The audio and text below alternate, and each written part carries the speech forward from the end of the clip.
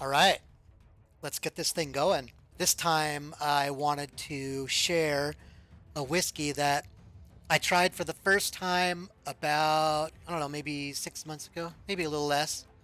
Um, and so I haven't been drinking it for very for a long time, but I really enjoy it. So this is Elijah Craig Barrel Proof. So this is unfiltered, straight from the barrel. So I'm going to read a little something about it. So it says to sip barrel proof is to experience bourbon in its purest form, uncut, straight from the barrel, and without chill filtering. Each bottle is hand labeled with its unique proof and batch number, but the nose, taste, and finish are pure Elijah Craig. So this is straight bourbon. I mean, this is as pretty much as bourbon as you can get. It was distilled at Heaven Hill Distillery and was first released in 2013. Uh, the proof of it varies from batch to batch. Each batch is a little bit different. It's aged 12 years, and it is 78% corn, 12% malted barley, and 10% rye. It says here that it goes for $65, but I have to say this is going to vary greatly from wherever you are from place to place. When I was looking for this first bottle, I went to several places. I found it for $100 a few times, and then finally found it for 70. So if you shop around a little bit, you look around, you can find it pretty reasonable. So they release 3 bottles annually, or 3 batches, excuse me, annually, every year. And each batch has a custom label on it. First letter is the batch. There's 3 batches a year. 3 batches a year. And so there's A, B, and C batches each year. The second digit is the month of the year that the batch is bottled or it was released, and then the third and fourth digits are the year. So you can see exactly when it was bottled. See if you look at mine here. See. So mine is 131.4 proof, so 65% alcohol. So this is no light bourbon. This is a pretty strong bourbon, and it's C918. So it's the third batch in September 2018. That's kind of nice knowing exactly which batch and when it was done. So I'm going to read a little bit about the tasting notes. The first thing it said was that the color was deep amber. That's obvious. You can see that there. It is a pretty dark bourbon. So what I'm going to do is I'm going to try this 3 different ways. I've only tried this bourbon neat so far. So I want to try it neat, and then I want to try it with a few drops of water, and then I want to try it on the rocks, just to see what the differences are in the flavor profile. And then I'll be looking for, at least for my first taste, drinking it neat, I'm going to be looking for these tasting notes. Like I said in my first stream, I'm terrible at picking out flavors. So when people are like, this tastes like leather and toasted graham crackers, I'm like, okay, it tastes like bourbon to me generally. But so I try to read these beforehand and see if I can pick out some of those notes. So I'm going to pour myself a neat here. I don't have a whole lot left, but I think I have enough to do this here. Let's see. All right.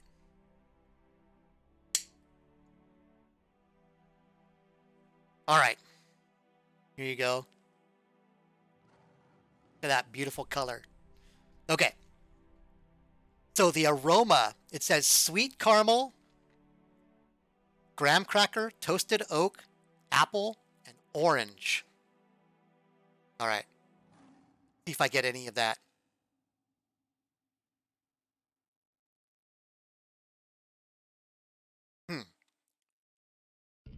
I am getting graham cracker. I smell the oak, and I do smell fruity. I do smell the apple. I don't know if I get the orange. That smells really good though. Super good. All right. I'm gonna give it a taste. For the taste, it says rich vanilla, toasted marshmallows, caramel, butterscotch, black pepper, cinnamon, and burnt brown sugar. All right. Let's see here.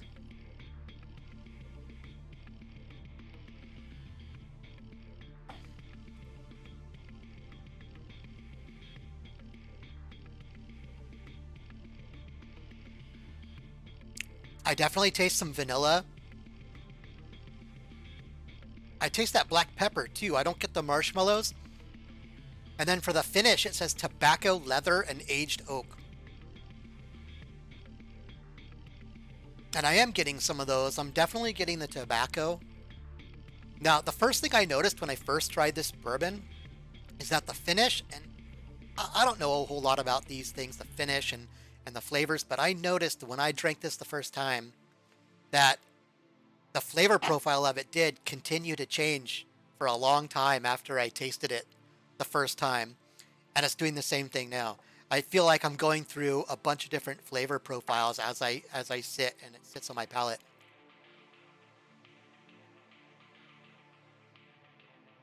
It's just really good. I really enjoy it.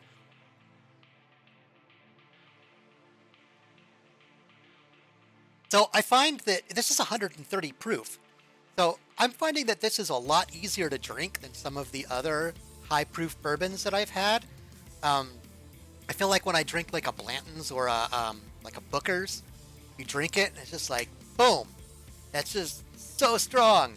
But this, I just feel like it's really smooth and flavorful. I really like that. So Heaven Hill, where this was distilled, began in 1934. So it's been around for a long time.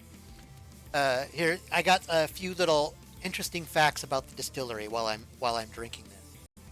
The original distillery was built on some acreage in Bardstown, owned by a man named William Heavenhill. One word. The distillery ended up being called Heaven Hill with the space because there was a typo. And the typo put the two words together, and then they didn't want to spend $10 to change it back to Heaven Hill. So basically, they were cheap. But I don't know what $10 was worth in 1934, but I'm sure it's worth a lot more than it is now. But it worked out for them. All right. I'm going to set that aside. Now, I'm going to take a taste with a few drops of water. Now, this is not something that I usually do with bourbon. I know it's something that's very commonly done with bourbon, but it's not something that I've generally practiced. So I decided to do it for this one. I thought it was an interesting way to try to see how the flavor profile changes. But I have heard that just a few drops can change the flavor profile of a bourbon by quite a bit. And so I'm going to try this. All right, so this is with a few drops of water.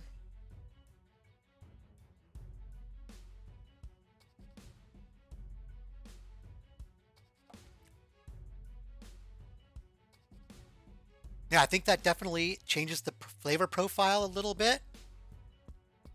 It definitely lightens the burn a bit. Still really good. I really enjoy that too. I don't know if I would drink it that way. I still like that just punch, that burn of just like barrel proof strength.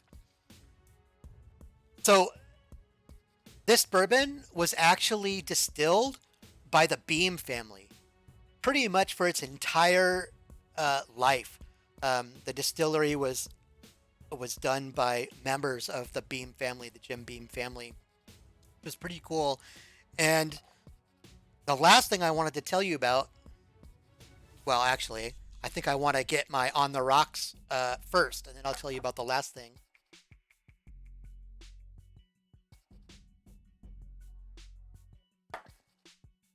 That's really good. All right, so in 1996, there was a devastating fire at the distillery. And I read this when I was just doing a tiny bit of research about the bourbon. And I did do a little bit of research about the bourbon because I've been drinking this, I've been enjoying it. I didn't know anything about it. I knew I was going to be talking about it, so I really wanted to just do a little bit of research and just see what the bourbon was about. I don't know about you guys, but when I'm drinking a bourbon or a whiskey, I really enjoy the background story of the bourbon, where it's from. Bourbons that have an interesting story are really fun for me, and I gravitate towards those. All right. So I'm going to do one on the rocks here. I'll see I have plenty left. Well, at least for now. We'll see by the end of the night. Okay. So I'm going to try this on the rocks, and it'll slowly dilute as the ice melts, and the flavor profile will continually change as it goes on. Okay. So, November 7th, 1996, there was a fire at the distillery. It was thought to have been caused by lightning. I just thought this was really interesting. So at 2 p.m., Charlie Downs and Parker Beam, two of the distillers, hopped inside of Beam's truck and drove up the hill from the distillery. Basically, they heard there was a fire, and they got in the truck. They drove to the top of a hill to look down and see what was going on. And so here's a quote from Downs. It says, "By the time we got everything turned off, flaming whiskey was coming down the hill over Highway 49 and toward the distillery." So basically, what I'm imagining is just a river of flaming whiskey coming down the hill. I mean, that's like, I don't know what that is. It's scary, but it's also like, damn, whiskey. I mean, and it also said, well, I'll read that in a second. All right. So there was 70-mile-an-hour wind gusts, and then flames from the warehouse spread to nearby rick houses. So it spread around. It was crazy. It said, and then here's another quote. It said, "Flaming whiskey was flowing everywhere. The wood embers from burned floors, barrels, and ricks were flying to other buildings," Downs said. So, I mean, this is starting to sound pretty apocalyptic. So it says, while burning alcohol doesn't produce visible flame, Downs said the heat was so intense that the air shimmered all the way into the sky. Apocalypse, right? It says barrels began to explode and sent a wider river of burning spirits down the hill and into Rowan's Creek. So now this burning whiskey is flowing down the hill and going into the local small creek, all the while burning with invisible flame. Okay? You got this picture in your head? Because I do. The shallow creek quickly overflowed and flaming whiskey spilled into the highway, melting the asphalt on its way towards the production plant. So, flame was so hot that it was melting the asphalt on the highway as the whiskey flowed over the asphalt. Crazy. That's just crazy.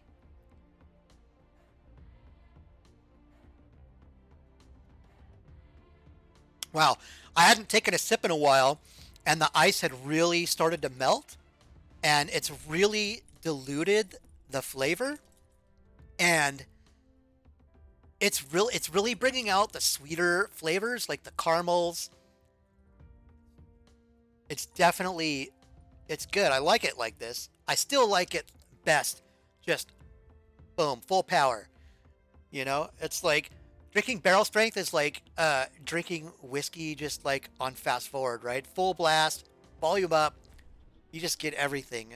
Full proof. It's good. That's the way I like it. But the flavor profiles on the rocks is also really delicious. So the distillery was completely destroyed. Luckily, there were no fatalities. Obviously, they rebuilt because they're going today, continuing making delicious whiskeys, which I'm enjoying right now. I appreciate you guys coming and spending the time with me. And until next time. All right. Cheers.